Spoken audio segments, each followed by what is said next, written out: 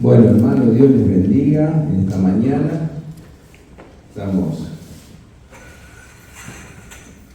contentos de reunirnos. Siempre la iglesia está contenta frente a la bendición de reunirse. Es una gran alegría, y es una gran alegría poder hacerlo en forma conjunta, como iglesia del Señor, ¿no es cierto? Ustedes saben que es muy importante la devoción privada, pero es muy importante aquello que hacemos en la comunidad de la fe, porque en la comunidad de la fe el Espíritu de Dios se mueve, como decía la canción que cantábamos recién, ¿no es cierto? Bien, yo quisiera hoy que pudiésemos abrir nuestras Biblias allí en el capítulo 8 del Evangelio según San Lucas. Yo dejé unas fotitos por allí por el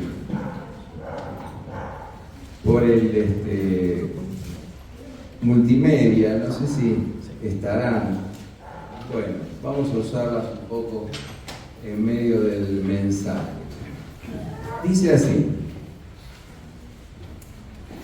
juntándose una gran multitud y los que de cada ciudad acudían a él, les habló por medio de una parábola. Un sembrador salió a sembrar su semilla. Mientras sembraba, una parte cayó junto al camino y fue pisoteada. Y las aves del cielo la comieron. Otra parte cayó sobre la roca, y cuando creció, se secó porque no tenía humedad. Otra parte cayó entre los espinos, y los espinos crecieron al mismo tiempo y la ahogaron. Y otra parte cayó en buena tierra, y cuando creció, llevó fruto a 100 por uno. Hablando de estas cosas, exclamó: el que tiene oídos para oír, oiga. Sus discípulos le preguntaron: ¿qué significa esta parábola? Y él les dijo: a ustedes les es dado conocer los misterios del reino, pero a los demás en parábolas, para que viendo no vean y oyendo no entiendan. Esta es pues la parábola. La semilla es la palabra de Dios. Los de junto al camino son los que oyen, pero luego viene el diablo y quita la palabra de sus corazones para que no crean y sean salvos. Los de sobre la roca son los que cuando oyen reciben la palabra con gozo, pero estos no tienen raíz. Por un tiempo creen y en el tiempo de la prueba se apartan. En cuanto a la parte que cayó entre espinos, estos son los que oyeron, pero mientras siguen su camino son ahogados por las preocupaciones, las riquezas y los placeres de la vida y no llegan a la madurez. Pero en cuanto a la parte que cayó en buena tierra, estos son los que al oír con corazón bueno y recto, retienen la palabra oída y llevan fruto con perseverancia. Bueno, muy bien.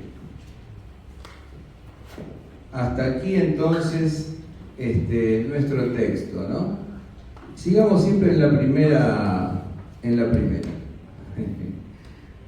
Los hermanos lo fueron pasando de a poquito. Pero el sembrador salió a sembrar. ¿Qué vemos allí? Un sembrador que sale a sembrar. El sembrador por excelencia es Jesús, el que siembra la palabra del Evangelio. Pero luego, sembradores somos todos los que sembramos la palabra de Dios.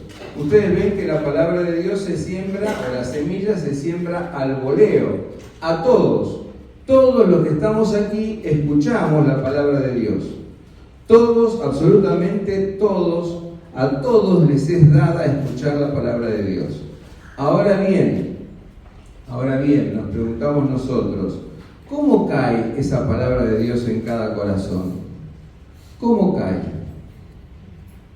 ¿Cómo cae esa palabra de Dios en cada corazón? Una parte, dice, cayó junto al camino, fue pisoteada y las aves de los cielos la comieron. Ven allí un camino duro, junto, a lo largo de, sobre.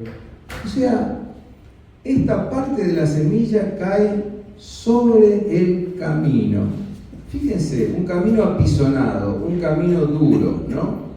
La semilla es la palabra de Dios. Los de junto al camino son los que oyen, pero luego viene el diablo y quita la palabra de sus corazones para que no crean y sean salvos.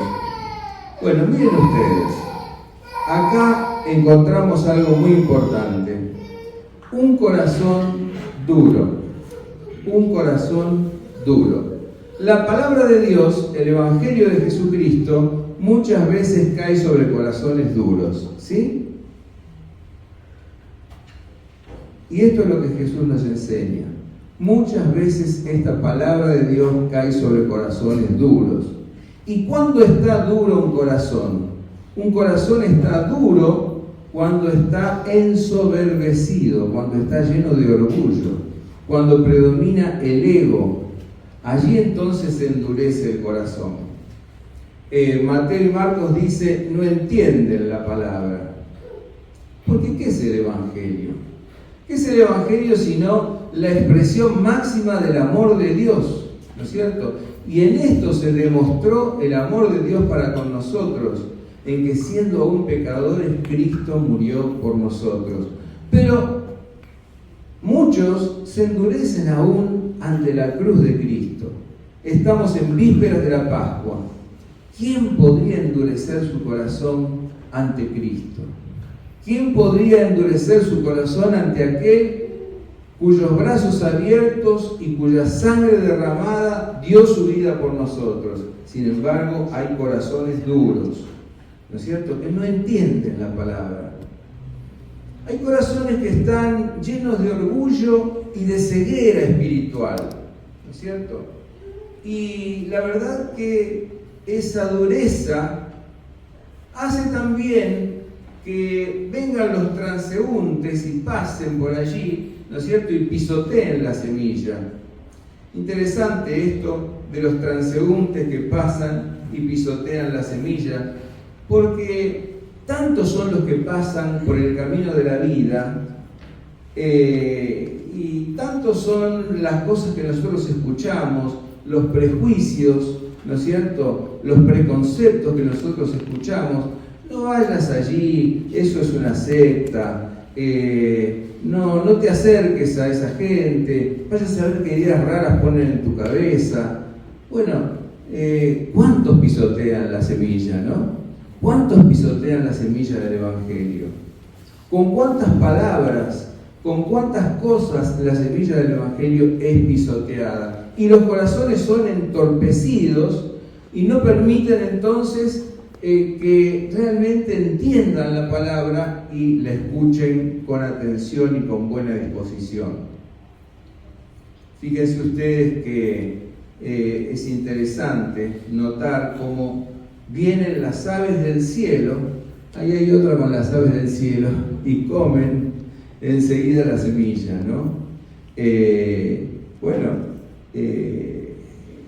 Satanás, luego viene el diablo y quita la palabra de sus corazones para que no crean y sean salvos.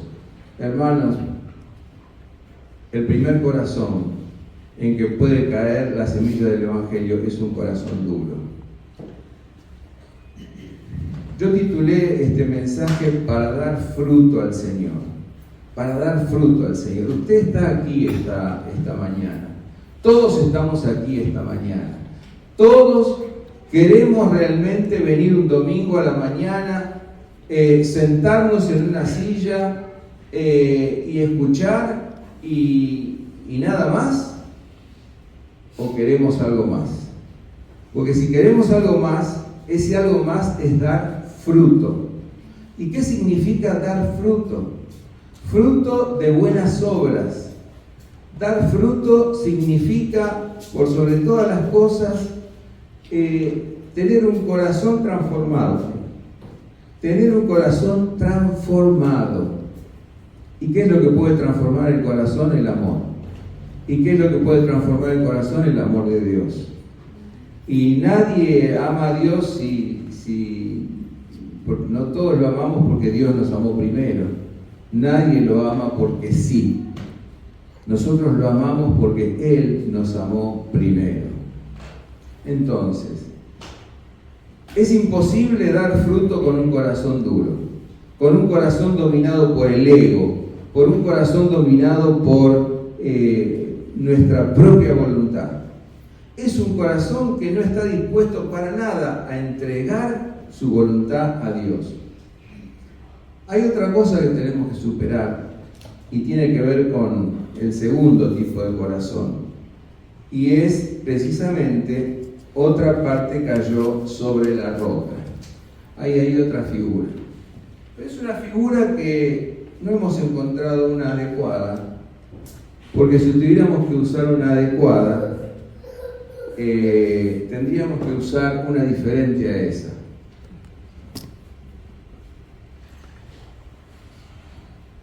No es eso lo que se describe en la palabra.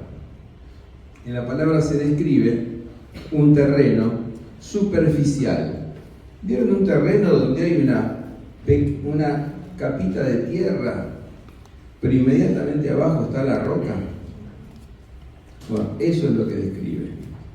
Una capita de tierra, pero abajo inmediatamente está la roca. Y fíjense de qué se trata estos corazones. Los de sobre la roca son los que cuando oyen reciben la palabra con gozo, pero no tienen raíz. Por un tiempo creen y en el tiempo de la prueba se apartan. Es decir, aquí en esta segunda semilla, terreno, la semilla crece. La semilla germina, digamos así, ¿no es cierto? Reciben la palabra con gozo, pero no tienen raíz. Es una raíz absolutamente débil. Salido el primer sol, se secan. Venida la prueba, se apartan, ¿no? Es un gozo temporal, es un terreno superficial. Es aquel que abraza el Evangelio y comienza a seguir a Jesús por todas las bendiciones y los beneficios, ¿no es cierto?, de seguir a Jesús. Pero llega la prueba, y ahí entonces se apartan. Yo quisiera decir que acá hay algo que realmente es importante. Mateo y Marcos dicen, venidas las aflicciones o las persecuciones. Las aflicciones tienen que ver con algo interno, ¿no? El corazón que se aflige por alguna prueba que le ocurre, o las persecuciones que vienen desde afuera. Ahora aquí entonces dice en general, los de sobre la roca son los que cuando oyen reciben la palabra con gozo, pero no tienen raíz, por un tiempo creen y en el tiempo de la prueba se apartan. Qué importante que es esto de las pruebas. Yo me quedé pensando mucho sobre la prueba. ¿Saben por qué? Porque en charlas pastorales que he tenido, en charlas que he tenido con personas de otras, quizá iglesias y demás, he notado lo mal que pegan las pruebas a veces en las vidas de las personas, ¿no? Y cómo hacen que esas pruebas hagan apartar a las personas del Señor. Yo he hablado con algunas personas de Brasil y al principio no entendía, pero me contaban su testimonio y me decían, me pasó esto, y me afasté. Y yo decía, afasté. ¿Qué querrá decir afasté? Después entendí que afasté era me aparté. Bueno, las personas se apartan muchas veces por las pruebas. Y cuando hablamos de pruebas, hablamos en general de aflicciones, de cosas que vienen desde afuera, etc. Ahora, ¿qué pasa? Nosotros esas pruebas las atribuimos muchas veces a la permisividad de Dios. ¿Por qué Dios permite que a mí me pase esto? ¿Por qué Dios permite que yo pase por esta situación? ¿Por qué Dios permite que a mí me acontezca esto? ¿Será porque no me ama? Y se genera en el corazón como un cierto resentimiento hacia Dios. Hay personas enojadas con Dios. Ahora, qué importante que es esto, ¿no?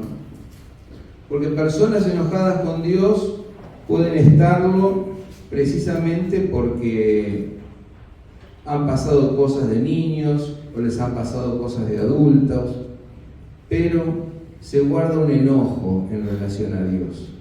Sin embargo, cuando nosotros pensamos en las pruebas, tenemos que pensar, por ejemplo, en cosas así tales como nos dice Santiago 1, 3 al 4.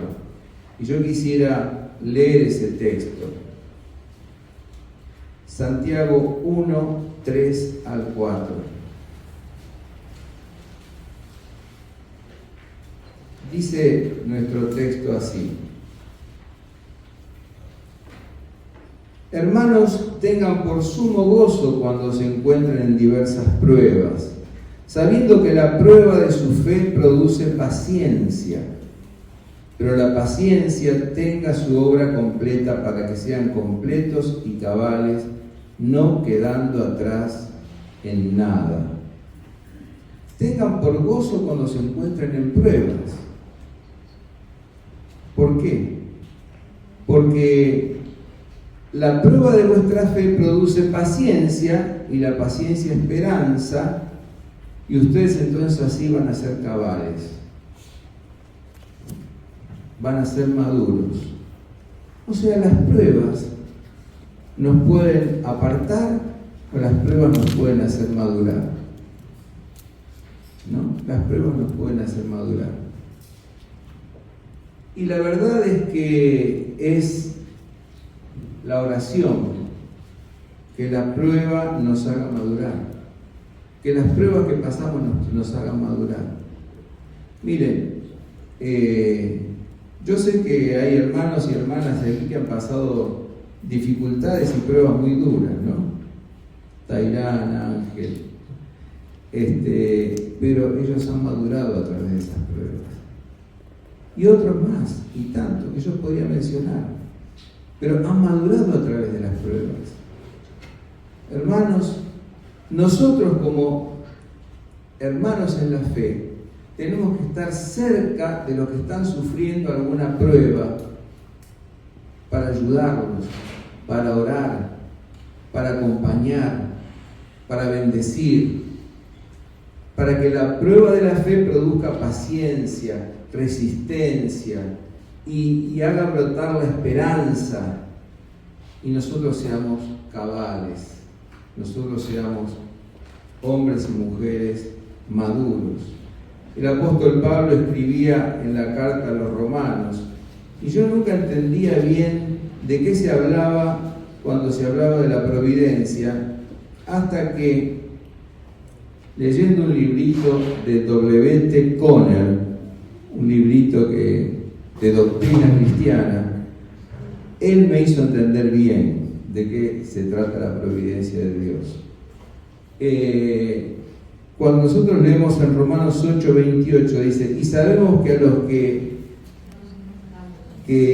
Dios hace que todas las cosas ayuden para bien a los que lo aman, esto es, a los que son llamados conforme a su propósito. Miren, que todas las cosas ayuden para bien a los que a Dios aman. ¿Cómo puede ayudar para bien una dificultad económica? ¿Cómo puede ayudar para bien un problema que surge no de nuestra voluntad? ¿Cómo puede ayudar a bien una enfermedad? ¿Cómo puede ayudar a bien cualquiera de estas cosas? Todas las cosas hace Dios que ayuden a bien. Porque a los que antes conoció, los predestinó para que fuesen hechos conforme a la imagen del Hijo, a fin de que Él sea el primogénito entre muchos hermanos. ¿Cuál es ese bien? ¿Cuál es ese bien al que todas las pruebas nos ayudan? Al que todas las cosas nos ayudan. ¿Será el bien de ser más ricos? ¿Será el bien de ser más saludables? ¿Será el bien de estar más cómodos? No. Es el bien de ser hechos conformes a la imagen de Cristo, a la imagen espiritual de Cristo. Esa es la providencia de Dios.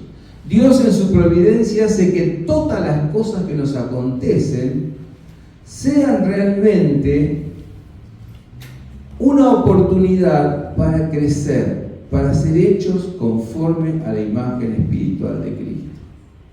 Y para ser hechos conforme a la imagen espiritual de Cristo, no solamente hacen falta pasar por tiempos de alegría y de gozo, de comunión, de fraternidad con los hermanos, también hace falta pasar por decepciones, también hace falta pasar por dificultades de distintos tipos, porque hay flores del carácter y frutos que maduran al sol y hay frutos que maduran a la sombra. Y Dios quiere que seamos cabales, maduros, completos en todo. Por eso es necesario que para dar fruto superemos la superficialidad. Y sepamos que Dios todo lo que permite, lo permite por amor a sus hijos.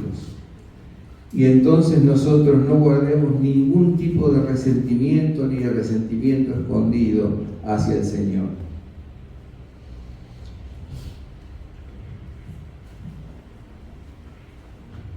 Hay una tercera clase de terreno, ya podemos pasar a la siguiente imagen, que dice así: otra parte cayó sobre la roca, y cuando creció se secó, porque no tenía humedad. Esta la leímos, ¿no? Dice entonces, claro, obviamente, cuando nosotros pasamos por prueba y no tenemos raíces profundas, no estamos enraizados en el amor de Dios y hay todavía algún resentimiento hacia Dios,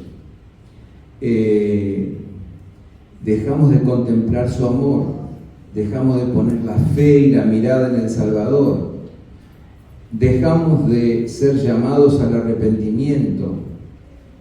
Entonces no echamos raíces profundas, no estamos enraizados y sobreedificados en Cristo, y luego entonces no viene la humedad, no viene el agua, no vienen los nutrientes que son necesarios para que la planta crezca y para que la planta dé frutos. Sin humedad y sin las sales y sin las cosas necesarias, los nutrientes necesarios, la planta no va a dar fruto. Y el único nutriente que necesitamos es la presencia de Cristo, la presencia del Espíritu. Si nosotros nos alejamos del Señor, ahí entonces no podemos dar fruto y la prueba nos va a voltear. Y las pruebas tienen que también ver con las decepciones. Dietrich Bonhoeffer, en un hermoso librito que se llama Vida en Comunidad, que lo hemos estudiado una vez en la iglesia con tanto éxito que los hermanos hasta el día de hoy me piden algunos volver a leerlo, volver a estudiarlo, volver a releer. Dice: bienaventurada la noche de la desilusión, en que el creyente se desilusiona de su comunidad, porque nace el sol de la realidad. Muchas veces vivimos de quimeras, muchas veces vivimos precisamente de falsas expectativas y falsas visiones, pero bienaventurado el día de la desilusión, porque nos damos cuenta de la realidad, de que vivimos junto con hermanos pecadores perdonados como nosotros por Cristo Jesús, con los cuales nos toca caminar, con los cuales nos toca andar, con los cuales nos toca sufrir, con los cuales nos toca alegrarnos, con los cuales nos toca morir.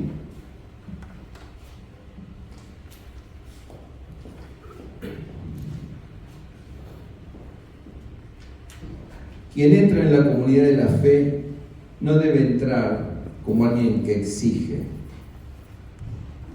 porque no está ahí la gracia de Dios. Como alguien que tiene un ideal de comunidad, porque no está ahí la gracia de Dios. Ahí está la obra del enemigo. Quien entra en la comunidad de la fe debe entrar con la humildad del que da gracias por los hermanos que le han tocado, por los hermanos que tiene. Quien entra en la comunidad de la fe debe entrar como quien agradece, como quien alaba, por el hermano y la hermana que me toca, por la iglesia que Dios me da, por el lugar en que Dios me pone. Mis queridos hermanos, para dar fruto tenemos que dar gracias y tenemos que estar enraizados en la gracia. Una tercera clase de terreno es esta. Dice así nuestro texto. Otra parte cayó entre espinos, y los espinos crecieron al mismo tiempo y la ahogaron. Y después dice la explicación. En cuanto a la parte que cayó entre espinos, estos son los que oyeron, pero mientras siguen su camino son ahogados por las preocupaciones, las riquezas y los placeres de la vida, y no llegan a la madurez.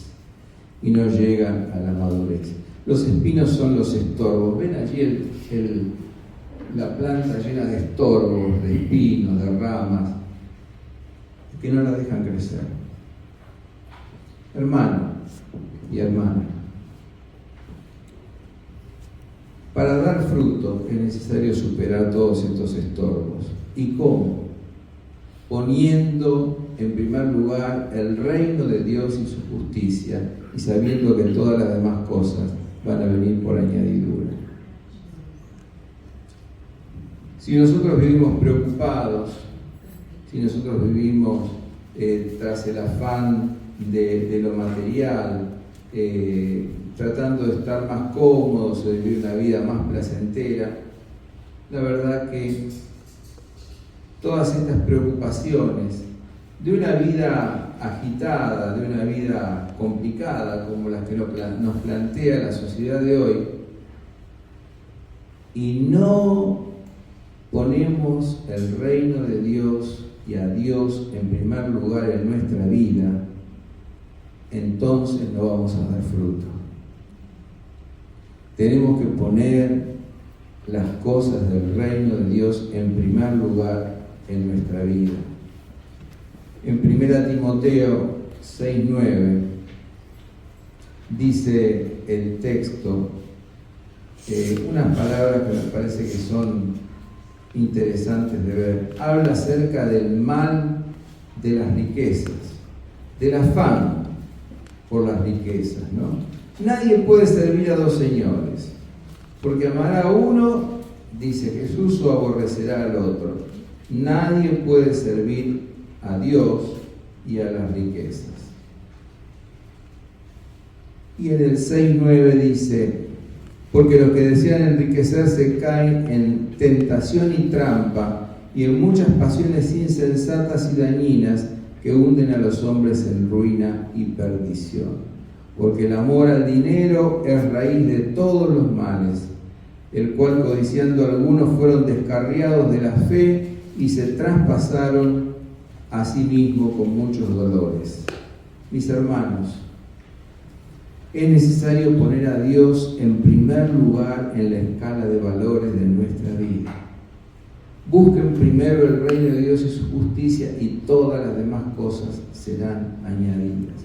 A veces hay preocupaciones, a veces estamos llenos de ansiedades por distintas cosas, o queremos en esta sociedad que nos plantea alcanzar tales y tales objetivos, pero los objetivos que nos tendríamos que plantear son los que Dios quiere que nos planteemos, para cada una de nuestras familias, para cada una de nuestras vidas.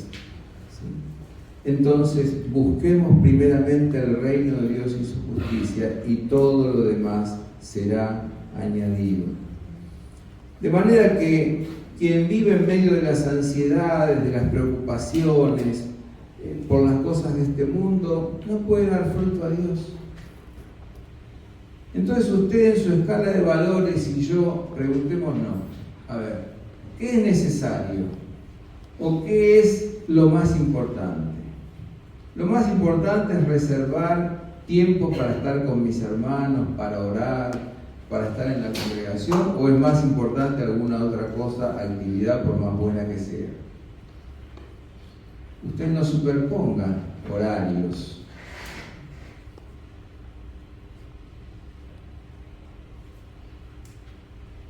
¿Qué es más importante? ¿Tomarme un tiempo para tener un devocional a solas con el Señor o salir corriendo a hacer las actividades? Pensémoslo. Tengamos una disciplina. Porque si no, las preocupaciones, las ansiedades de la vida y la ansiedad por subsistir y por ganar más dinero y todo lo demás, nos va a terminar impidiendo dar fruto al Señor. Fruto de un carácter transformado, fruto de acciones que bendigan a otros. Ese es el fruto que Dios quiere de cada uno de nosotros.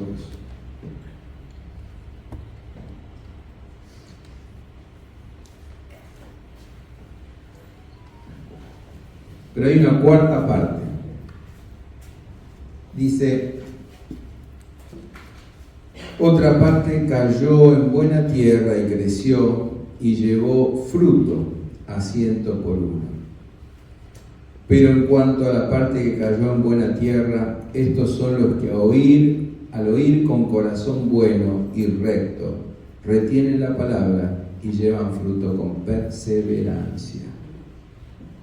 No es tema de llevar fruto por un tiempo, es tema de llevar fruto con perseverancia. Yo bendigo a Dios por hermanos que a lo largo de los años se mantienen en perseverancia, llevando fruto al Señor. Llevar fruto con perseverancia. Llevar fruto. Llevar fruto es llevar el fruto de una vida transformada. El fruto del Espíritu es amor, gozo, paz, paciencia, benignidad, bondad, fe, mansedumbre, templanza. Pero el fruto también es toda acción que yo haga en bien del otro, para la promoción y extensión del reino de Dios. El fruto es aquel bien que le hago al prójimo, pero eso tiene que ver con ser buena tierra, un corazón dócil, un corazón entregado al Señor, un corazón que está dispuesto a decir, bueno Señor, no quiero yo más disponer de mi propia vida, te entrego las llaves de mi vida a ti. ¿Queremos hacer eso? Seremos un corazón realmente de buena tierra. Un corazón de buena tierra es un corazón que da fruto, con perseverancia, con constancia.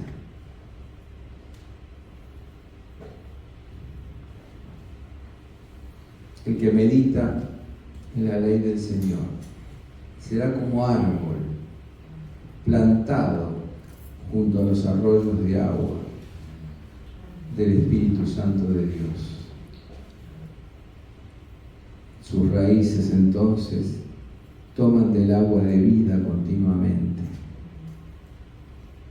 y da su fruto a su tiempo, y su hoja no cae, y todo lo que hace prosperará.